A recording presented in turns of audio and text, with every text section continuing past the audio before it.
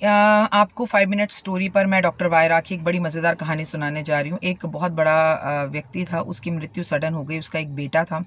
अब बेटा स्कूल पढ़ता था, छोटा था, आर्थिक स्थितियाँ खराब होने लग गईं। तो एक दिन माँ ने कहा कि तुम्हारे पिताजी मुझे कुछ जेवर दे गए थे, उन्होंने मुझे बड़े चाव से दिलाए थे, इन जेवरों को बेच आओ, इससे तुम्हारे स्कूल की फ़ीस चली जाएगी और हमारा कुछ समय बीत जाएगा।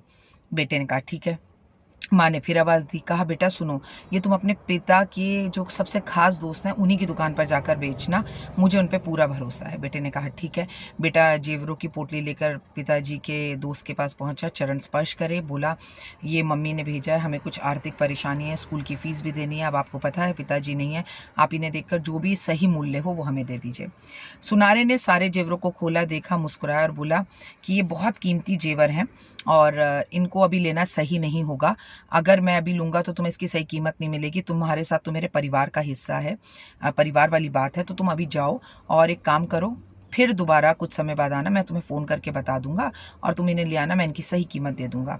लेकिन बात रही तुम्हारे स्कूल फीस की, तो तुम्हारे स्कूल की फ़ीस मैं दूंगा, आज से मैं तुम्हें पढ़ाऊंगा और कोई एहसान नहीं है। स्कूल की छुट्टी होने के बाद तुम मेरे पास आ जाओ, जेवरों को पहचानने का काम करो, जौहरी का काम सीखो, तुम काम भी सीख लोगे, स्कूल के बाद का टाइम भी वेस्ट नहीं होगा, तुम्हारा घर भी चल जाएगा। बेटे ने कहा सही है। करीबन 10 साल यूं ही बीत गए। बेटा स्कूल कंप्लीट कर गया और वो उन अंकल की दुकान पर, अपने दुकान पर जाकर काम करता रहा, सीखता रहा। 10 साल बाद एक दिन उसका स्कूल कंप्लीट होने के बाद उसके जो अंकल थे उन्होंने कहा आज वो जेवरों की पोटली ले आना, दाम बढ़े हुए हैं, अच्छे मोल पर बिक जाएंगे। उसने बोला ठीक है। वो अपनी माँ से बोला माँ जेवर दे दो। अब माँ ने जैसे जेवर दिए, बच्चा उसे लेकर अपने कमरे में गया। उसने कहा अब तो मुझे जेवरों की पहचान है, मैं देख लेता हूँ आखिर इस पोटली में है क्या और क्या कीमत मिल सकती है, हमारा क्या भला होगा। उसने जैसे ही जेवर खोले उसके पैरों के नीचे से ज़मीन निकल गई, क्योंकि अब उसे जेवरों की पहचान थी और सारे के सारे जेवर नकली थे। वो हैरान हो गया। अगले दिन बिना पोटली के वो दुकान पर पहुंचा और अपने अंकल ने उसे देखते ही कहा बेटा तुम पोटली नहीं लाए। कह रहा आपका बहुत बहुत कोटि कोटि प्रणाम, आपने मुझे उसी समय क्यों नहीं बताया कि वो सारे जेवर नकली हैं, आपने मेरी इतनी मदद की। वो मुस्कुराया ज्वेलर और बोला कि अगर मैं उस टाइम पर तुम्हें ये बात बताता तो तुम कहते कि बुरा वक्त आने पर अंकल ने असली जेवरों को भी नकली कह दिया। आज तुम खुद एक बहुत ही बढ़िया जो है कारीगर हो, बहुत ही बढ़िया जेवरों को पहचानने वाले हो और तुम्हारे अंदर उस चीज़ की क्षमता भी आ गई। तो अब तुम असली और नकली को पहचान सकते हो, अब तुम मेरे पर उंगली नहीं उठाओगे। अक्सर हम बुरे वक्त पर दूसरों पर उंगलियां उठाते हैं। वो लड़का उनके पैरों में गिर गया और माफ़ी मांगने लगा और ताज़ जिंदगी उनकी दुकान पर ही काम करने लगा। मरने के बाद उन्होंने अपनी सारी जायदाद उस बच्चे को ही दे दी।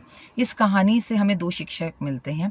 सबसे पहली बात, जहां मौका मिले, जब मिले, छोटी बड़ी किसी की भी मदद करने का, मदद जरूर करो, लेकिन उसे काम भी साथ के साथ सिखाओ, क्योंकि अगर आप बैठे बैठे खाना सिखाएंगे तो वो व्यक्ति डंप हो जाएगा। दूसरी चीज हमें ये मिलती है, जेवर असली हो या नकली हो, वक्त पर कभी किसी को सलाह ना दे।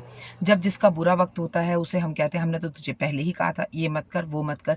इंसान टूटा हुआ होता है और आपकी सलाहों से और टूट जाता है। उस टाइम थोड़ा सा झूठ बोलकर अगर आप उसे सिर्फ सहारा दे सकते हैं, घबरानी मैं हूं तेरे साथ, तो उसका वो बुरा वक्त कट जाता है। कहानी कैसी लगी बताइएगा, कमेंट्स में जय माता दी जरूर लिखिएगा।